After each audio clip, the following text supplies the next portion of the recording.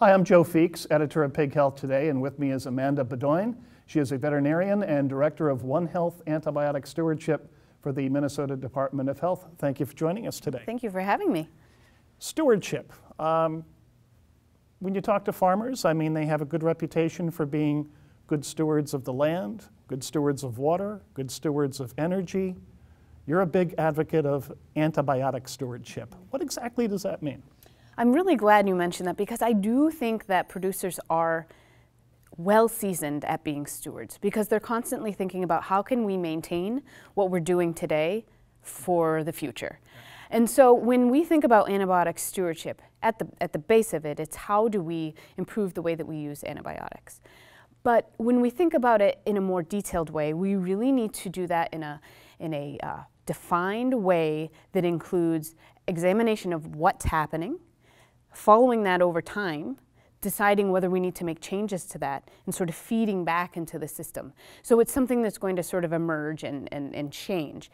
And it's not going to be the same everywhere. So antibiotic stewardship is the idea of improving antibiotic use for the situation at hand. So you're kind of taking a 30,000-foot look at this with stewardship, but I guess one could argue, particularly now that we have the veterinary feed directive, producers are working directly with their veterinarians. There's been a big focus on judicious antibiotic use. Are judicious use and antibiotic stewardship really the same thing? I think that judicious use is part of antibiotic stewardship. The concept of antibiotic stewardship should have a little bit more of that programmatic feel. What is it that we're doing based on what we know? So the first step would be decide, what is it that we're doing? Are we doing what we think we're doing? And how can we improve that? Judicious use is extremely important, and that's, I feel, more along the lines of what our clinical experience has shown us, what we know about the farm or the herd that we're working with right now, and what do we know about the bug and the drug. And so a lot of that is a little bit sort of the art of medicine. The process of antibiotic stewardship is providing information to make those choices, and even using things like protocols when appropriate, but then learning how we can track what we're doing and make improvements. So the concept of stewardship is a little bit more defined, and it's perfect that producers now, they really need to be working much more closely with their veterinarians, and veterinarians are I'm sure welcoming that and will be happy to establish these processes for each individual farm. So what does a good antibiotic steward look like? We've talked about judicious use. As we've said, veterinarians and producers are working more closely together. What makes, in your mind, a good antibiotic steward? Well, one thing I think is that the industry needs to be a good steward themselves, right? The industry as a whole has the opportunity to say, what is it that we're doing with antibiotics? What are our big issues for which we use antibiotics, and how can we make improvements? And I think that sort of transparency of discussion, perhaps everything we're doing is not what we should be doing, and there are easy places to make changes. So I am thinking about this issue across animal species, but then also across healthcare settings in our human medicine.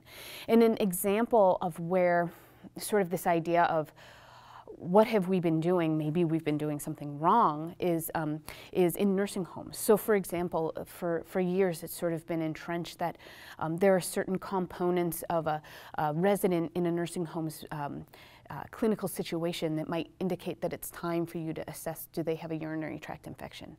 And some of those indications that are entrenched in routine practice are not indications at all for diagnosing urinary tract infections. And so the information into the system to even find out what's going on is just wrong. And so that's a process that right now in nursing care is being highlighted as one of those low-hanging fruit for stewardship. How are they going to be good stewards? Well, they're going to get better information about their residents. They're going to transfer that information to the prescribers in a certain way, and then they're going to make sure that the prescribers are making choices about antibiotics based on certain protocols. So that's an example of how that cycle can work. in human healthcare. And I think that in animal health, we're sort of exploring what are those low-hanging fruit, what are those things that are missing in the diagnostic process, in the communication process, and in the treatment process. And I'm glad you brought that up, because in your presentation you make it a point to focus on hospitals and their use of antibiotics. It seems like agriculture gets a bad rap sometimes. Everybody's saying, well, you know, they're feeding all these antibiotics to animals, but it seems like the real problem starts in the hospitals. Yeah, I think that that's the first piece of communication when we talk about the sort of One Health concept of antibiotic stewardship, is that we all play a role. So there's nobody's contribution is zero. That's the first place to start. But yes, there are issues everywhere, and antibiotic use in food animal production is a small piece of the big pie. Part of the reason why my presentation today at the Leman Conference focuses a lot on antibiotic stewardship, the concept in human health, is because I think that that's a concept that folks in veterinary medicine don't hear a lot about. There's been a lot more science that's gone into it because stewardship in human healthcare has been sort of going on for a while. So there are sort of tenets that have been established that are helpful to translate. You're right. There is a lot of overuse and inappropriate use of antibiotics in our hospitals and in our outpatient facilities, and as I mentioned, in our nursing homes. And the first step that has gone on and now has been going on for over a decade in human healthcare was to figure out what are, again, those low-hanging fruit. So measure what's happening, determine where the most sort of egregious and highest volume of misprescribing is, and sort of focus on that. And so one example is a nursing home example that I provided, but then also we think about an outpatient prescribing. So over 30% of outpatient prescribing in our just general practice clinics is inappropriate or unnecessary. And really the target there is acute upper respiratory tract infection. The overprescribing in that sort of sector is even higher. So a lot of the conversation with human physicians is to, you know, focus on what we know we can change and direct clear guidelines. And I think that your question is also getting at the bigger picture of antibiotic resistance. Well, it is, but I'm just wondering too, you know, so we're talking about grandma in the nursing home, she's getting antibiotics, but a lot of that is driven, I think, by the patient themselves. They come in, doctor, I've had this respiratory problem, it's been with me for certain days, could you get me some zithromycin to get me back on track? So there is that dialogue. Pigs don't talk to veterinarians. I mean, it is strictly a human decision, right? That's true, but the producers talk, and I think oftentimes the producers know the pigs. But there is that conversation that has to be had between the producer and the veterinarian. And I think that veterinarians, just like physicians, they're under those same, let's say, constraints when it comes to the behavioral aspects of prescribing. So this is well documented in human medicine, that there are certain components that play into that, right? It's the patient or the patient's family asking for antibiotics. There is the issue of time. You know, do you have time to see everybody and to appropriately assess? And then there's the issue of sometimes, and I think in veterinary medicine, pretty relevant, that sort of diagnostic uncertainty. Until those laboratory test results come back, or until, you know, the patient has 3 days to see if their ear infection or earache sort of resolves, there's that diagnostic uncertainty for which people like to prescribe. Well, and on the human side, there's a malpractice component too. If you didn't treat grandma in the nursing home, then is that going to come back and haunt the doctor at a later time if she develops some other infection? One thing that's interesting about that, and that is certainly a component, I feel like we don't hear a lot about it, but because antibiotic use and antibiotic stewardship is coming to the forefront, we have to think about there are also unintended consequences of prescribing. So in addition to sort of the concern of liability for not prescribing, there are risks to prescribing. So one of the most common reasons for kids under the age of 18 to present to an emergency department for a drug reaction is because of an antibiotic. You know, one of the most common risk factors for our elderly getting Clostridium difficile, which could be a deadly diarrheal infection, is prior antibiotic use. So there are these risk factors that we have to think about when we decide to prescribe or not. And Some of that is true, and again, I'm not a practicing swine vet, but some of that is true in the realm of veterinary medicine. Even if we're thinking about companion animals, there are risks to using certain antibiotics, of diarrhea or of resistant infections developing, things like that. Now, you mentioned the low-hanging fruit. What would be the low-hanging fruit on a swine farm? So I think that's for the swine industry to think about. My understanding is that the respiratory disease and diarrhea, especially of young pigs, is an issue, and that perhaps the assessment of what are the current practices with regard especially to the use of antibiotics in a control versus prevention type role. What are the antibiotic practices now?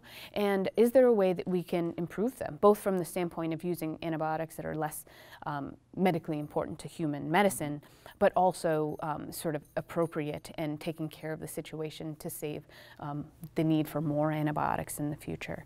And I'm aware that there are issues in swine medicine and in other veterinary medical fields that as government regulation sort of grows, the available antibiotics, especially available that are approved for certain use and for certain species, it might be getting narrower and narrower. And when we think about route of administration, that also becomes a challenge. It's my understanding that lameness in finishing pigs with regard to being able to treat that appropriately is a growing challenge because of the limited antibiotics that are available and the route with which administration must occur for those antibiotics. And so I think that, I hope that the swine industry is looking at this in a sort of a broad scope to think about where can we make the best changes. But I think that can only come from the inside. But I would think that maybe you'd get a little pushback on this, where swine veterinarians would say, hey, wait a minute, but we've got the VFD, we're cutting back on feed medications, we're walking the pens, we're selectively pulling pigs, we're only injecting pigs with antibiotics that need them, we're putting more emphasis on vaccination. What more do you want us to do? Well, I do think that there is a role for the swine industry and swine veterinarians to advocate for what is necessary. One of the things that is often overlooked when we talk about antibiotic use in animal medicine is this fact that antibiotics are a part of animal health and are a part of veterinary medicine, and that they're needed at times. And so I think that the ability to refine how we use antibiotics is important from the standpoint of advocating to the point that we do need antibiotics in veterinary medicine. And there are many, many people out there in the swine industry and in other industries that are doing things right, and they're making the best choice that they can make at the time. But I'm sure there are practices out there that are not the best, and those are the ones that need to be assessed. So much of it is communication. And in food animal agriculture, you have this drive from consumers to change the way things are done without an understanding of why things are done in certain ways. So it is the role of the industry to advocate for the reason that they do things that they believe are essential to animal health. And does this also come back to maybe certain management practices? I mean, obviously anything you can do to prevent animals from getting injured and having skin lesions, which then can open up the door for infection. Or even, an age-old practice like castration. Most farmers do this, but that opens up the door to infection as well. Does part of One Health come back to maybe reevaluating some of these practices? I think that that's another issue of how is the industry working. And so, for example, pork quality assurance, the QA programs that are in each industry.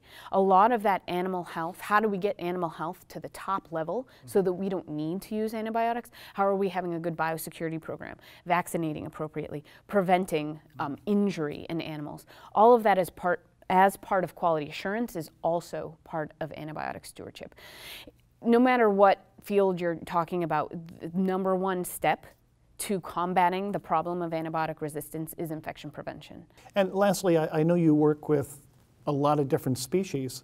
Is there something that you've seen in beef, dairy, poultry that you could pass along to the pork industry that might be of value to them? Well, I think that there are many people in the pork industry doing this now, but there's such a focus now on good tracking and reporting of antibiotic use. And that sort of practice is important from the standpoint of knowing what you're doing on the farm and improving your processes. But then also, you know, when you have consumers asking for certain things, or if you have processors asking for certain things, can you show them the data that go along with that? So I think that each industry is learning how can we do the best tracking that's possible. And it's not easy. There are a lot of data, and there's a lot of different, you know, age stages that you need to be tracking, and duration and withdrawal time and all of these pieces. And so I do think that there are growing industry initiatives to do that tracking, and I would say that sort of tracking and keeping an eye on what's happening in order to make improvements in what the interventions are is going to be essential for swine health too.